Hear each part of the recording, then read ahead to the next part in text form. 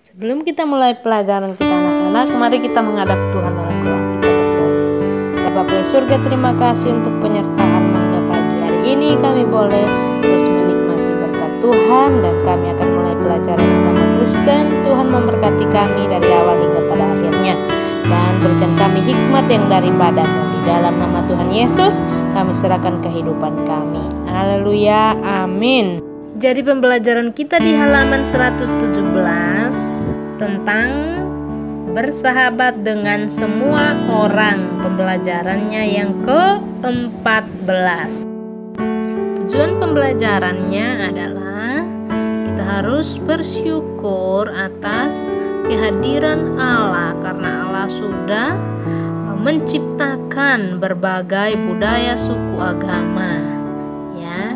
Dan kita sebagai anak-anak Tuhan harus belajar untuk saling melengkapi, karena kita diciptakan Tuhan dengan berbagai-bagai perbedaan. Mengapa? Supaya kita saling melengkapi satu sama lain. Nah, yang ketiga tentang menolong tanpa membeda-bedakan teman.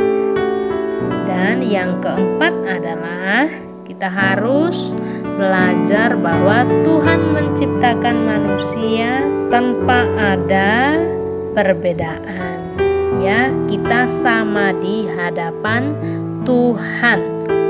Nah, kita sudah belajar dari bab sebelumnya bahwa Tuhan Yesus sudah menjadi teladan bagi kita, yaitu mengasihi tanpa membeda-bedakan. Kita juga harus mengasihi semua orang tanpa membeda-bedakan. Di dalam kitab Yakobus 2 ayat 1, di sana dikatakan bahwa saudara-saudaraku, sebagai orang yang beriman kepada Yesus Kristus, Tuhan kita yang mulia, janganlah iman itu kamu amalkan dengan memandang muka. Apa artinya memandang muka, anak-anak? Artinya bahwa melihat seseorang itu dari luarnya saja, daripada penampilan fisik atau derajatnya, atau dia orang miskin atau orang kaya atau ekonominya. Nah, anak-anak, kenapa di dalam kitab Yakobus memberikan nasihat demikian? Karena pada saat itu di jemaat di Yakobus mereka selalu hidup orang-orang Yahudi saat itu. Pada waktu itu kebanyakan kaya dan berkuasa. Mereka sering melawan Tuhan dan menindas orang-orang yang miskin. Mereka membeda-bedakan dalam mengasihi. Jika ada contohnya, jika ada orang atau tamu yang kaya raya, mereka sangat menghormatinya dan mereka memberikan tempat duduk yang terhormat. Makanya, jika ada orang yang miskin, mereka suruh duduk di lantai saja. Ya, anak-anak, ini kita bisa belajar bahwa perbedaan ini tidak boleh dilakukan oleh orang yang percaya kepada Tuhan Yesus.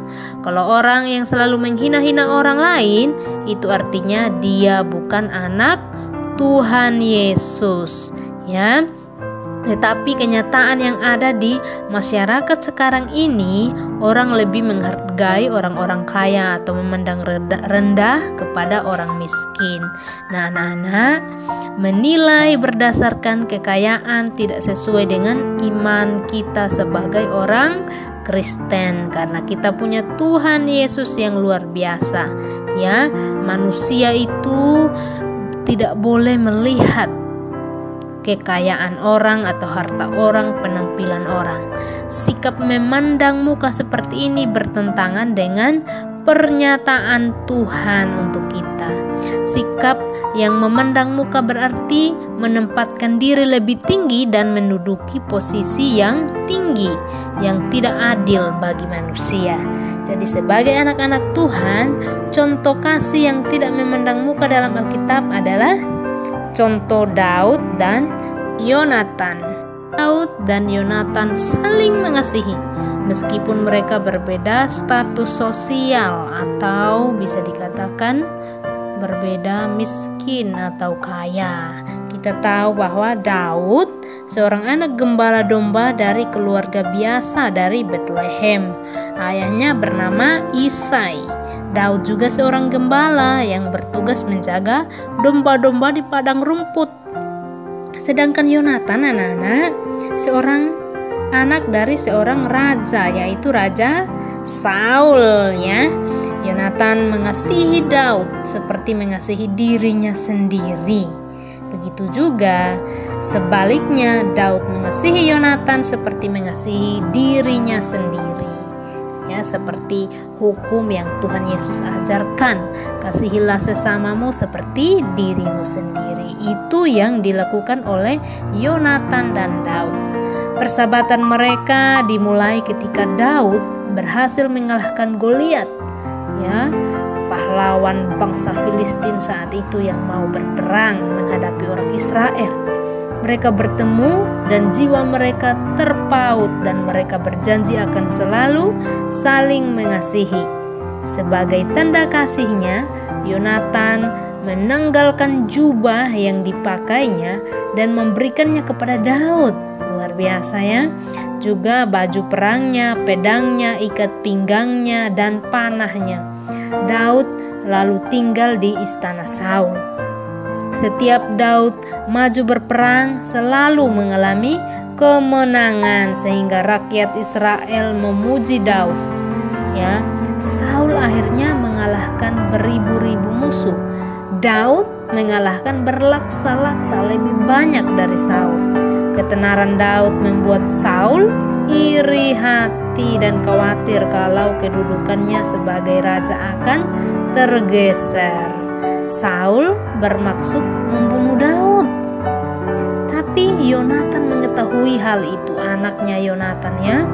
Kemudian Yonatan memberitahukan kepada Daud dan menyuruh Daud untuk menyelamatkan diri.